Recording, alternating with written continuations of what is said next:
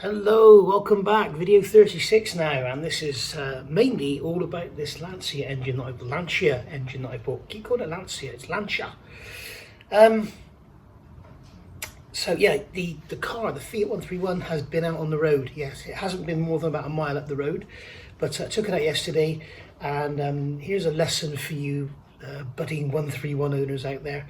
The right-hand indicator refused to work. So I assumed it was the switch because the left worked absolutely fine, but the right wouldn't work at all.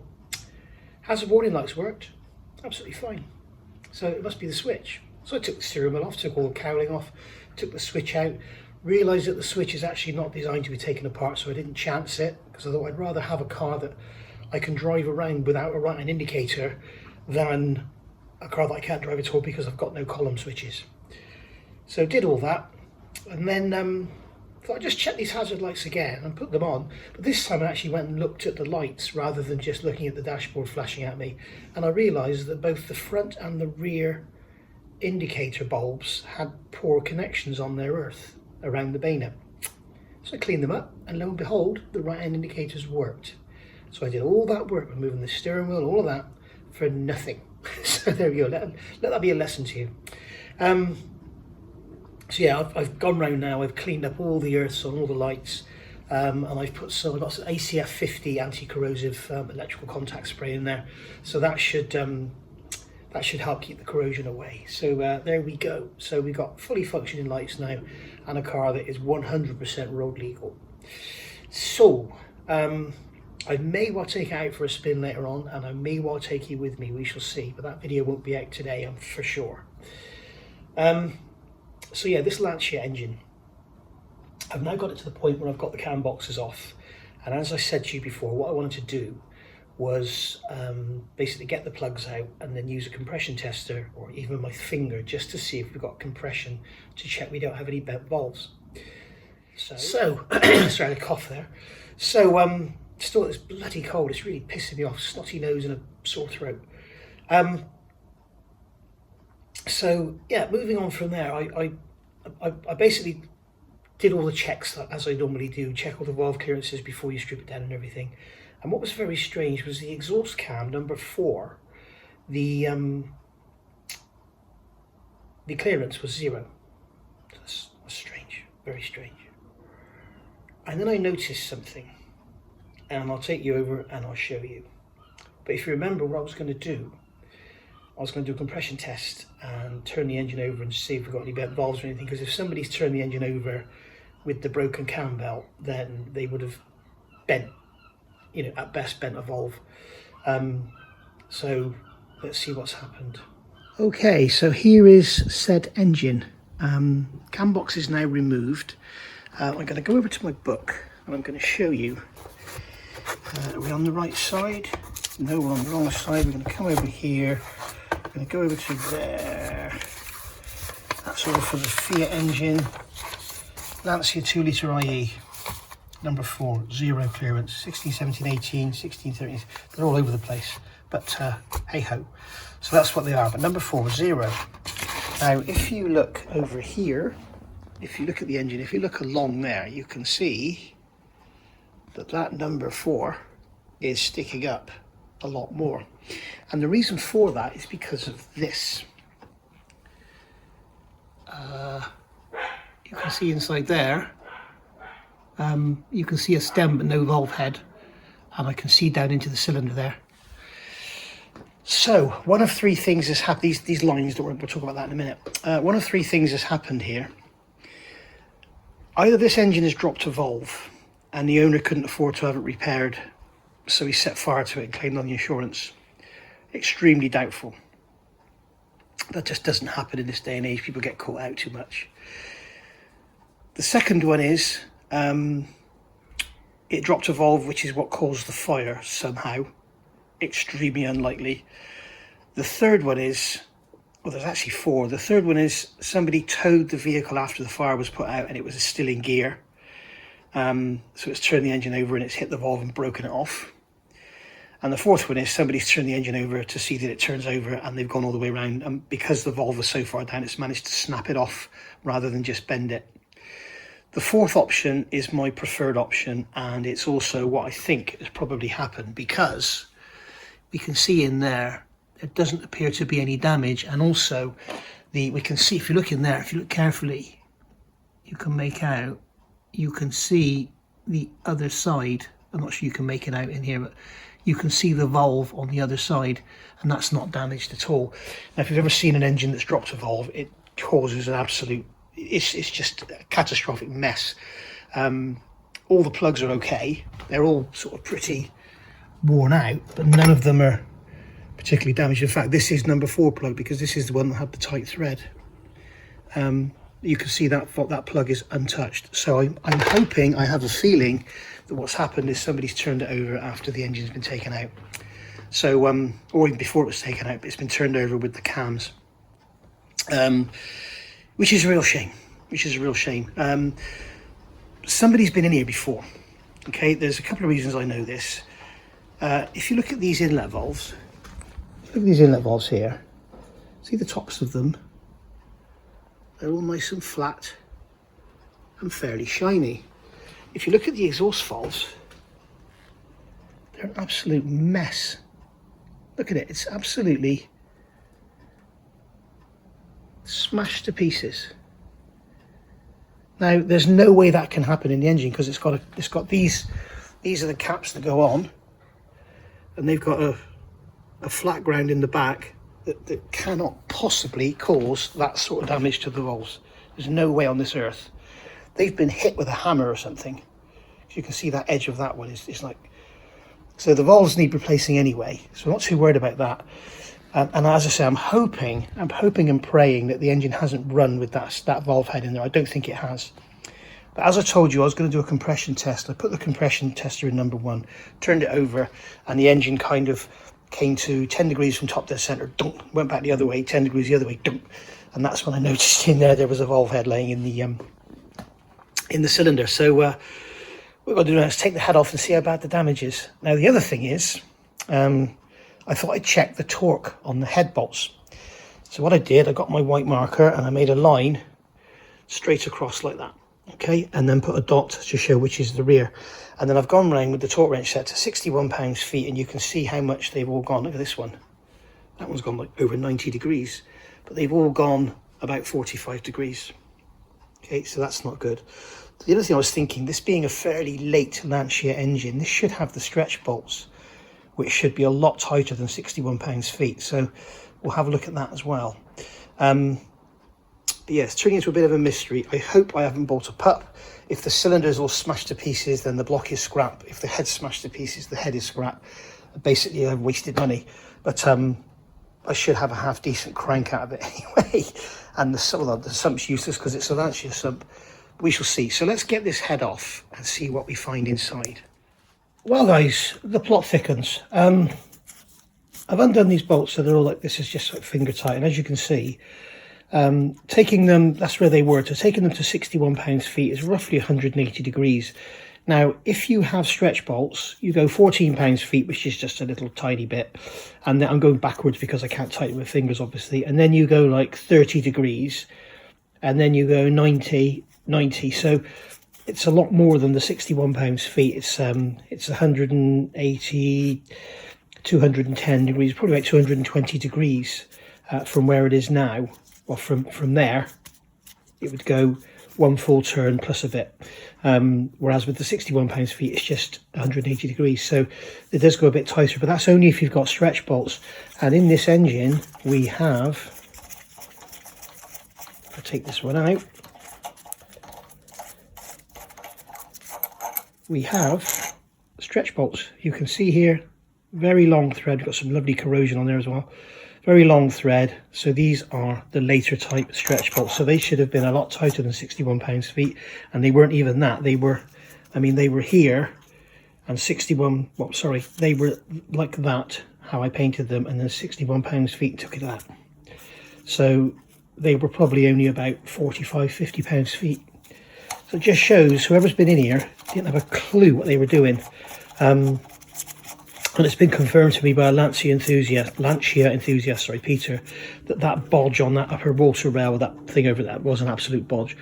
So somebody's been in here. Lord only knows what I'm going to find inside. But as I say, we'll get the head off and we'll have a look. I would like to demonstrate the head tightening with these bolts, but I don't want to put undue wear in the threads, because every time you torque them, obviously you wear the thread a little bit, so I don't want to do that. It's pointless. I'm also not sure if these bolts need to be replaced. I know modern engines you have to replace basically everything. I'm not sure with these. Perhaps somebody can tell me. I'm sure Peter will tell me. So there we go. Right, I'm going to get the head off and we're going to have a look inside. Who's a lucky boy then? My fourth thought was the correct one. As you can see, there is absolutely no damage whatsoever. There is no damage to the bore. You can still see honing marks in the bores, and there is a very, very small step here, which may even hone out. It feels like nothing. But yeah, very lucky. I've checked the bore, it's 84, it's not been bored out, so that's good. It's 83.9 something or whatever, but that's just checking it with digital calipers, which is in no way accurate enough to measure a bore, but it lets you know if it's been bored or not, because if it's bored it's gone plus 20 or whatever, so that'll be like 84.5, so that'll be easy to see.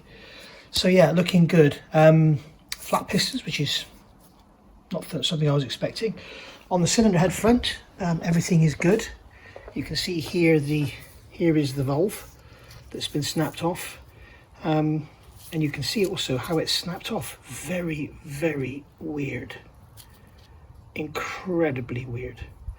It must have been that valve was right out and it just couldn't take being bent that much, and it just snapped off. And it's enough to hold the valve in there, so that's interesting. It's in the guide and it hasn't broken the guide, luckily. So it looks like once that valve's removed, the head's perfect. Now I want to replace the exhaust valves anyway. Even if I do use this head, I want to replace the exhaust valves because they're, as I said, they're knackered on their tops. So the gasket, if you remember when I talked about my head gasket problem with the old gasket, I can show you this now. Come here. This is my old head gasket. You can see the difference now in the 2 litre and the 1300. You can see the 2 litre has a smaller, the bigger bore. But this kind of looks to me like the wrong head gasket to use with the later bolts, because the later head gasket has a red silicone sealant around the outer edges. So this looks like the wrong head gasket for the bolts, and the torques were done for those bolts wrong. So it's all a bit strange. So I'm going to have to speak to somebody and find out what's going on here, because I've got a feeling this should have had the head gasket that I've got now in that one. So I haven't got a name. I haven't given him a name yet, that one, or her, should I say. So the next thing I've got to do is get this, where did I put that valve? I've got to get that into there, and then hopefully I can get a spring compressor on and get the valve out. It's going to be extremely difficult. Either that, or I could just stick something in there.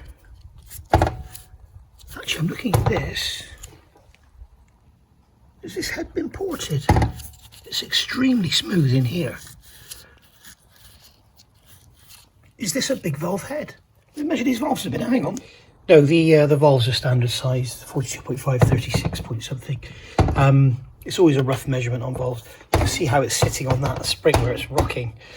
So yeah, if you remember I talked about this, the head gasket, you can see how when you look at this one, you look at the same area, when you compare them, you can see how this one has really pinched and squashed that copper washer flat, and this one hasn't.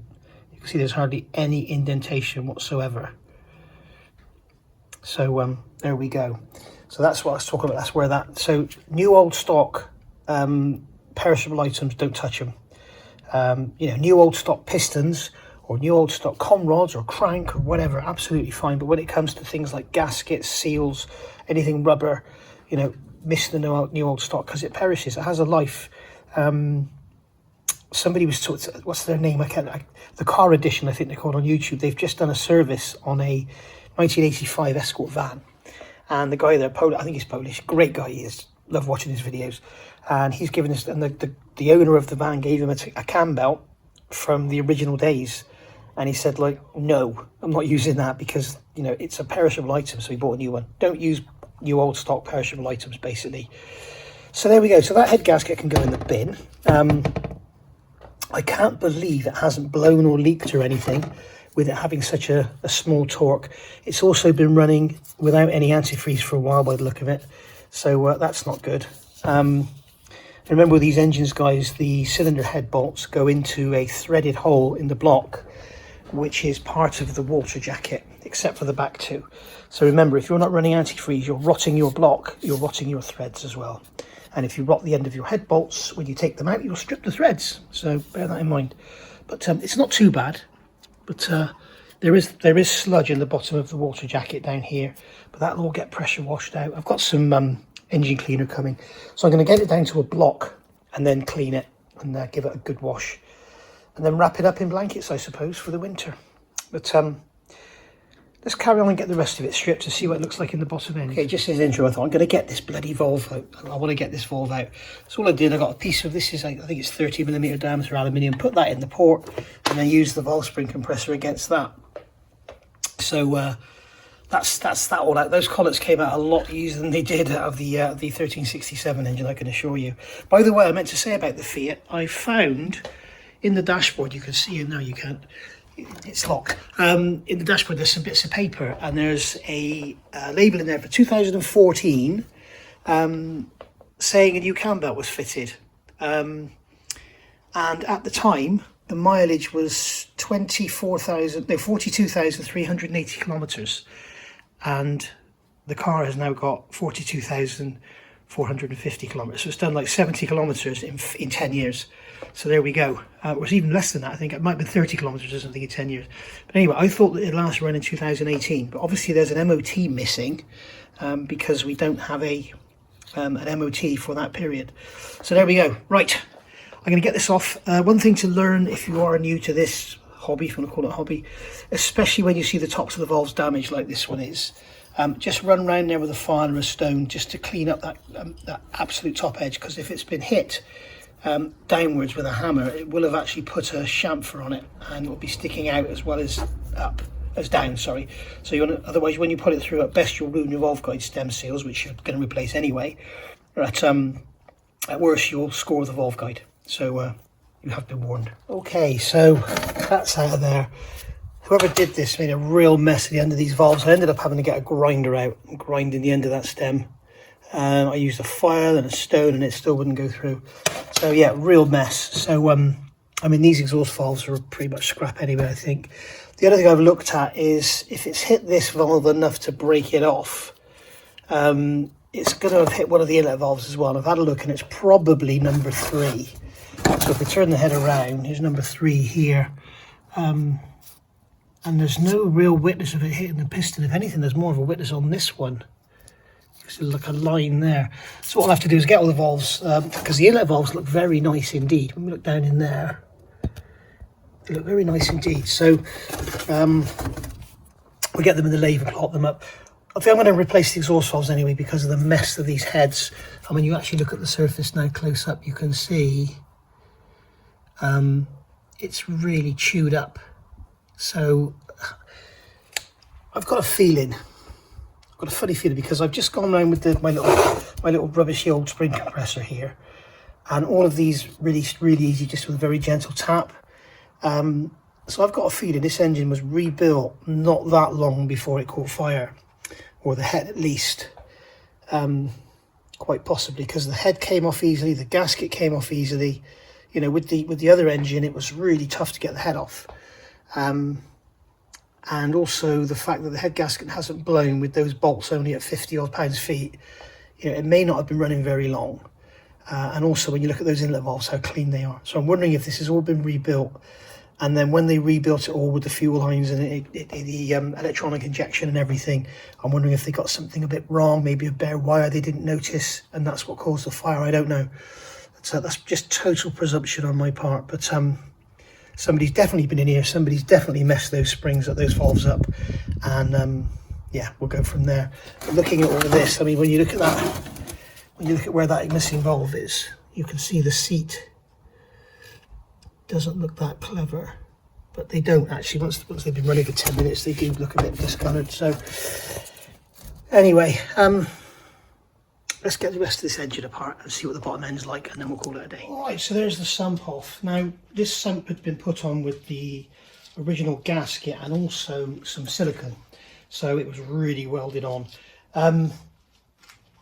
When you get that sort of situation, don't do what they do like on the car edition and stuff with all these modern engines where they just get in there and just bend everything up, because it's just crazy. You're buying new panels, it's needless. All you need is an old paint scraper like this, just an old paint scraper. Just get it in there and just tap it around and go all the way around, and once you're sort of gone round 3/4 of the way, it'll just pull off. So and that saves you can use the sump again. It doesn't damage the flange or anything, so it's all good. So here's the oil pump.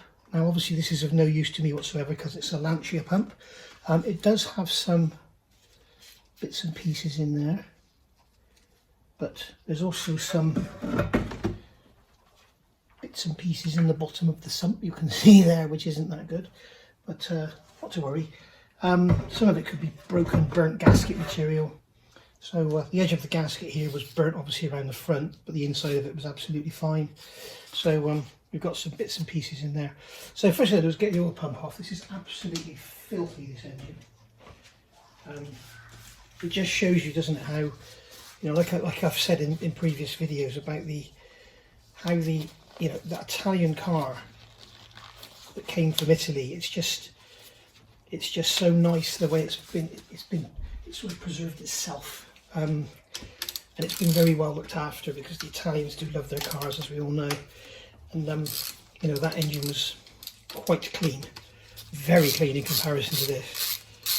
But this is how every engine I've ever come across in this country is always the same. It's always never bloody looked after.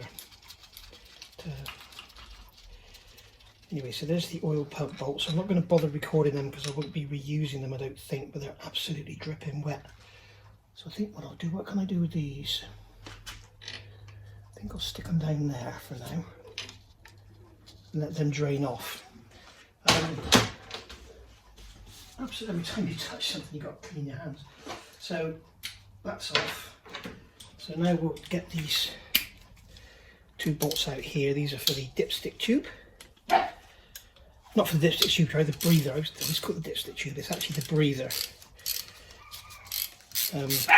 There's some kids outside. They're going to make Dotty bark, which is really annoying. Hopefully they're just walking by.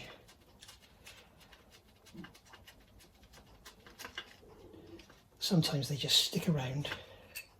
Okay, so that's the two bolts for the breather pipe. I'm going to put these over here.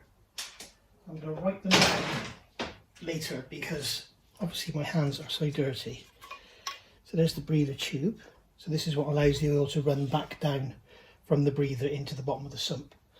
So that can go in the sump there. And then the oil pump can come off.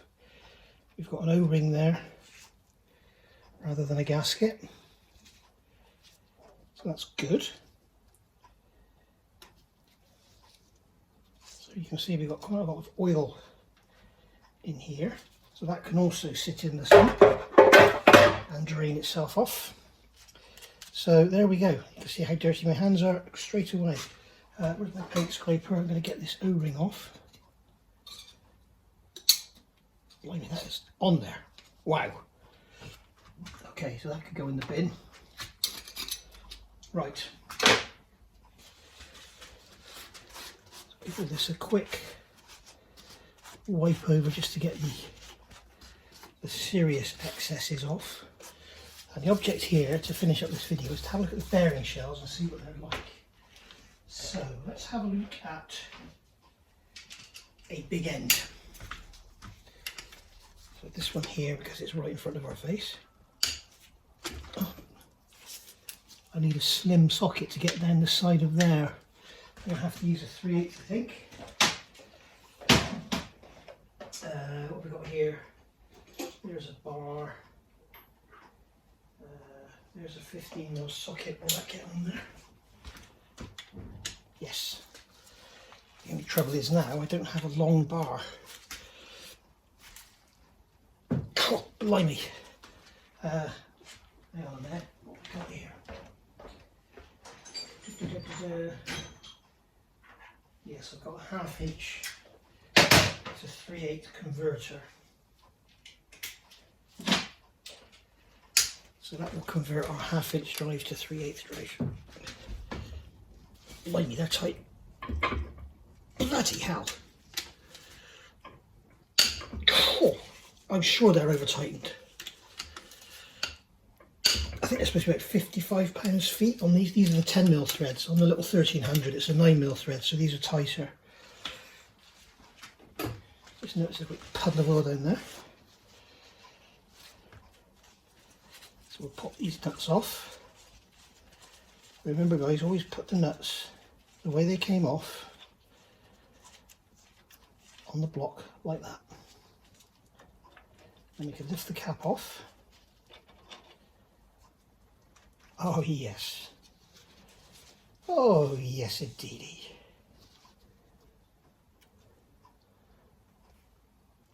They're looking lovely. Are they original?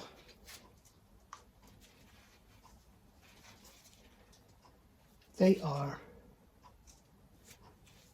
I'm not sure if they're original or not, but they certainly, I certainly recognise that symbol. Does anybody else recognise that symbol?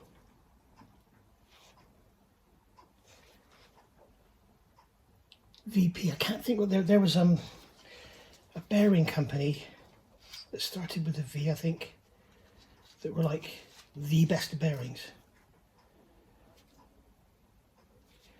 Okay, so you can look on here and you'll have a number on the side. There's a 2 there, and there's a 2 there, so I know that goes back on that way. Just looking at the crank looks absolutely unmarked. Remember, this is a 2 litre, so the crank has probably been tough traded, so it's hardened. So generally the bearings will take a beating and the crank will be fine, as long as you've had no serious metallic debris going around or grits or something. Let's have a look at another one. I'll look at this one. Oh, blimey. Notice I'm doing them all the way straight away. That way you don't bend anything. Just keep all the forces equal.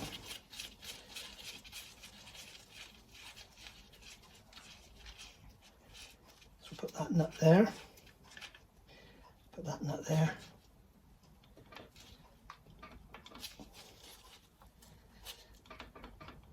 Cap is sucked itself on. Come on, there you go. And once again, that bearing looks lovely.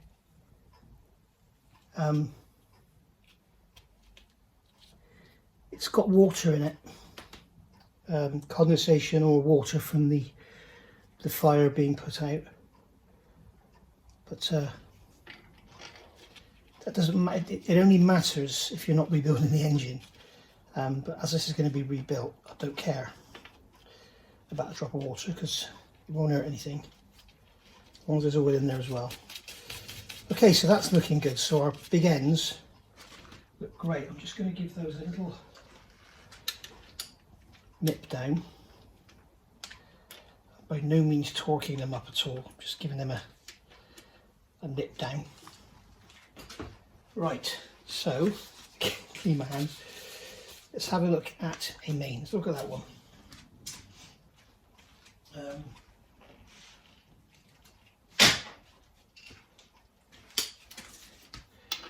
Some of you, the sharper rider much, you may notice I always use scabby old sockets when I strip down engines. Oh, blimey, I'm going to have to get my big breaker bar, hang on.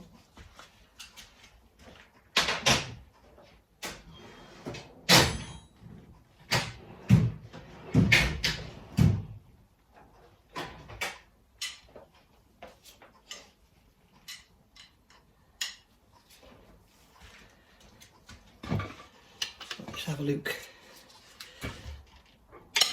There we go, that's that one. That's that one. Again, always do them a bit at a time. Okay, they should come out with fingers now. It's worth noting on these engines as well, I don't know how clearly you can see it, but this has got no marking. This has got 1, this has got 2, it's got 3, and it's got 4. And also they have a number on there. And on this one it's the engine, it's the last 4 numbers of the engine number, I think.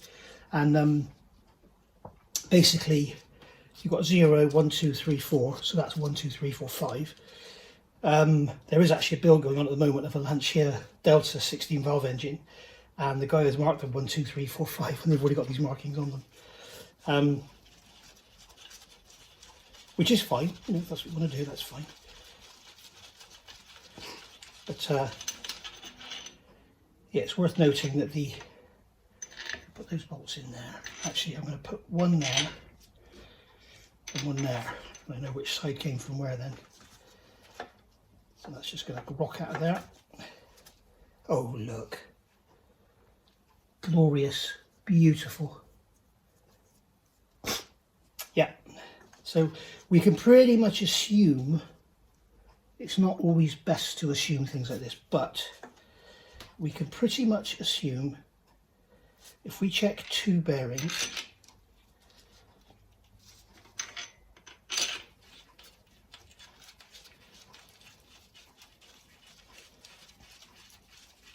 I'm not going to bother doing these back up because the cranks are going to be coming out anyway. With these I wanted them to stay because they can rock around, but with here, even if I just leave 2 in, the crank is supported and it can't rock around. Okay, so there we go. Right, so let's have a look at number 4. Let's see what that one's like. Wow, they are tight. Yeah. Certainly the guy that tore the head up didn't tore these up. Somebody's definitely been in here because it's got silicone on it. That could have just been to replace an oil pump. Could be a million reasons. The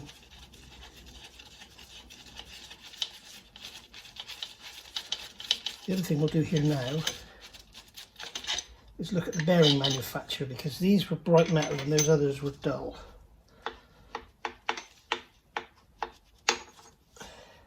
Yeah, they're lovely. I think these bearings will go again.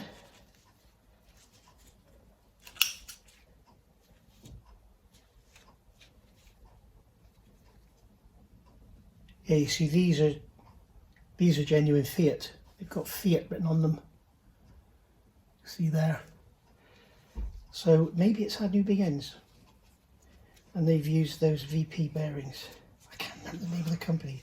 You're going to tell me, about 80 of you will tell me in the comments, I know you will. I cannot remember, I can remember the boxes there, light blue and white. This is the trouble with wearing bloody gloves. Got pinched underneath that bearing then. Did I ever tell you about the Subaru engine I built? I bought the car brand new. I knew the engine was brand new. And when I took the bearings out, one of the bearings was scored to hell. There was scrap metal in there. It actually embedded into the bearing. And a friend of mine did exactly the same on his. And he had a metal shaving behind the bearing. Unbelievable. Anyway, I digress. I'm determined to think of naming this bearing company.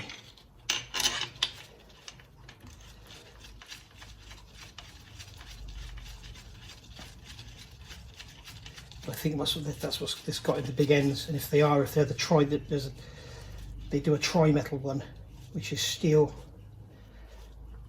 and steel, copper and white metal. I think they're the best.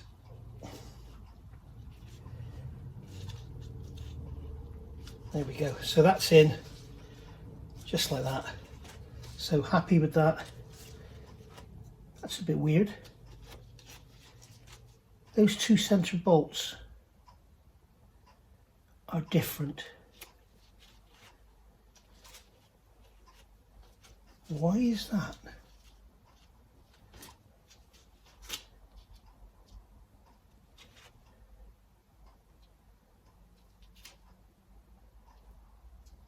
I've got to have a look at them now. Why are they different?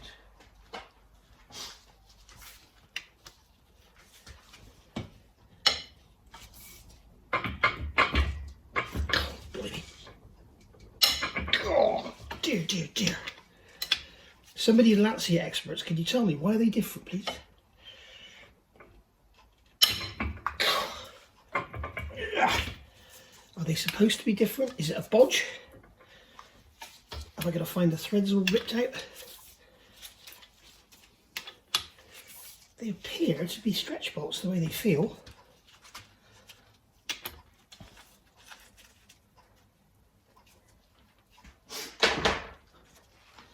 Let's have a look and see what they're like.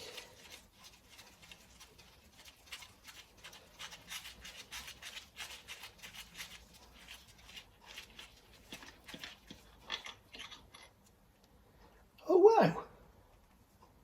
Would you look at that? There's a change I've never seen before. Would you look at that? So somebody's going to have to tell me, please, what is the torque value of these centre bolts? Now we've got it off, we may as well have a look at the bearing, haven't we? So that's that side.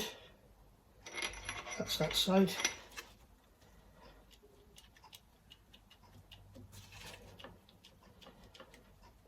I never knew they did this. Look at that, perfect. Beautiful. Crank's lovely as well. Yeah, so if somebody can tell me the torque, please, for the mains. I'm sure Peter will come back and tell me. I've seen no indication of this ever in a Fiat 131 book, but they're going to be a different torque because they look like they're stretch bolts. And it's clearly helping with the strength of the engine because they're really integrating the block into the head surface sort of thing.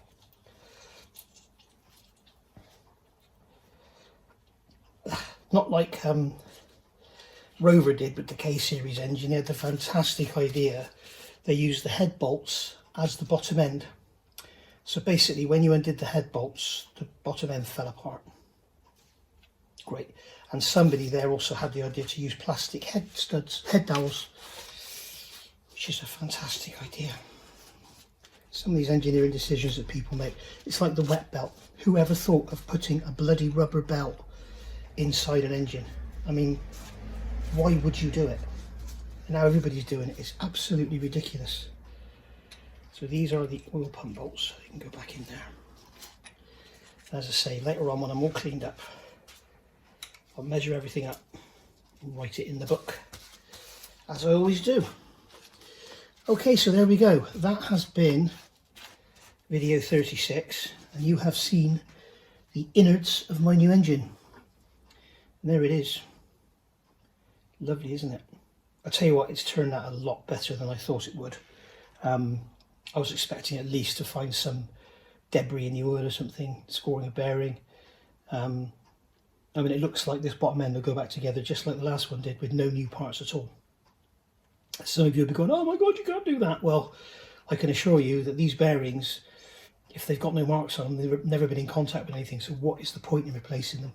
Absolutely none. If they haven't got any scoring in them, there is no point in replacing them. Don't ever let anybody tell you there is. Because quite often you buy bearings aftermarket and they might not be the same quality as what the manufacturer put in. So it's sometimes better to just stick with what's in there.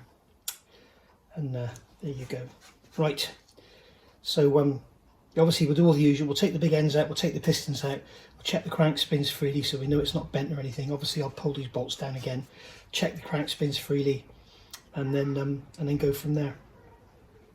But anyway, thank you for watching, and I will see you all soon for video 37, which may well be some driving. So yeah, I'm sorry this hasn't been anything about Fiat 131s at all, other than we had some Fiat bearings, so there you go. But it's basically a 2 litre Fiat engine. So there we are. I'll see you all soon. Thank you for watching. Bye.